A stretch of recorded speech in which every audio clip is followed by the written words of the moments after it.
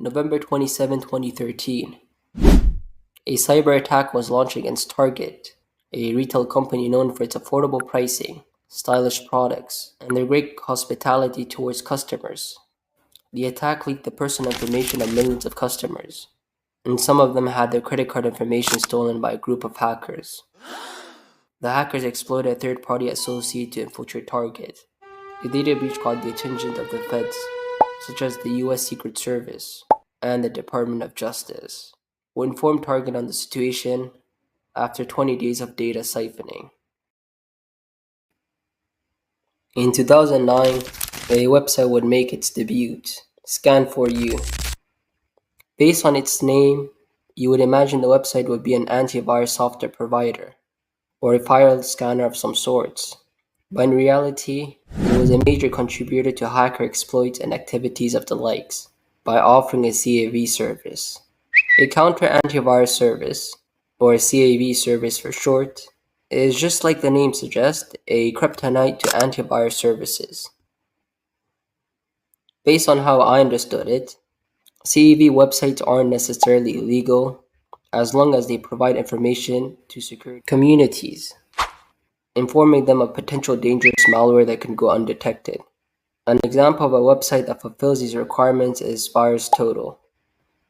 The founders of Scan4U, Ruslan Bondars, and Gregg completely ignored these requirements and would also give feedback to malicious hackers, confirming whether or not their malware was detected. These actions allowed hackers to hone their craft, leading to data breaches on multiple retail stores, a sentiment shared by former acting Assistant Attorney General John P. Cronin. Of course, Bondars and Gregg weren't offering their services for free. After all, this wasn't charity. They were charging $30 for 100,000 scans, and 15 cents per scan. Allegedly, they weren't balling, which is probably why they resorted to selling unapproved drugs on their website, Eva Pharmacy, in 2011. A site that did receive quite some attention from the FDA. They received multiple letters from the FDA warning them to stop what they were doing, but they ignored them. This must have pissed them off because in 2013, the FDA went on a complete purge to eradicate thousands of websites like Eva Pharmacy, which they successfully did. Coming back to Scan4U, a customer who in court documents is referred to as Profile 958 used the service to test his malware. Alright, this virus won't be detected. Virus has been detected. What? Let's try this then. But could you pay me in advance? No virus detected. Whoever this person was, they were quite ambitious as their goal was to infiltrate Target's database. The first thing Profile 958 did was send phishing emails to a Target employee who worked at Fazio Mechanical. Fazio Mechanical is a refrigeration and HVAC company that Target gave special access to its external network, and even its payment network systems. In short, they were like admins, and the reason for this special treatment is unknown. Based on a likely theory from a cybersecurity expert who spoke to Krebs on security, it's possible that Target gave such preferable treatment to Fazio Mechanical in order to monitor energy consumption levels and temperature levels within their stores, reducing overall expenditure. Well, I guess their plan to save money did backfire, as they were later forced to pay $18.5 million in settlement for the data breach. Anyways, Krebs on security sources claim that the hackers uploaded their card-stealing malware to a few cash registers between the dates of November 15 and November 28. And just 2 days later, on November 30, the malware began spreading to multiple cash registers. Brian Krebs, the founder of Krebs on security and former reporter for the Washington Post, was the first to talk on the data breach when it happened. The breach resulted in 40 million credit cards compromised, and it goes without saying, people were mad, and it was up to the CEO to set things straight.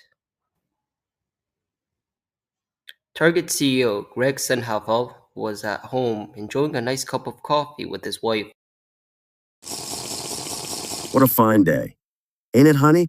Sure is, and the weather is great outside.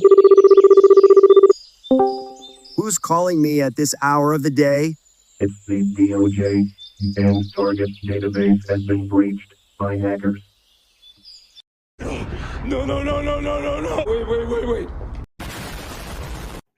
I'm pretty sure he stopped sipping on his cup of coffee after that and he went on full damage control by having an interview with CNBC where he apologized for the late response, took responsibility for the incident, and vowed to set things straight. Unfortunately for Gregg, things would just keep getting worse. In January, it was confirmed that another 70 million customers were affected, bringing the total to 110 million victims. He was forced to step down after serving the company for 35 years.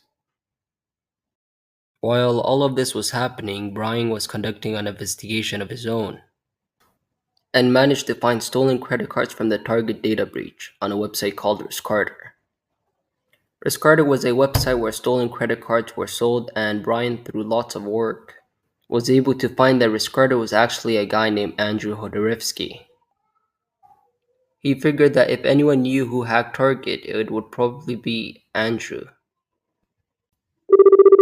So he tried to get in contact with him, but he was greeted by someone called Gaddafi.me, Is this Brian Krebs?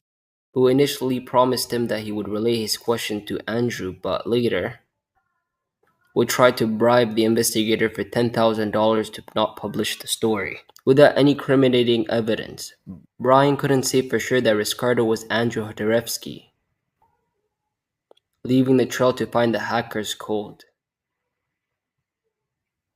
No luck. Huh. Well, have you tried looking into the database again?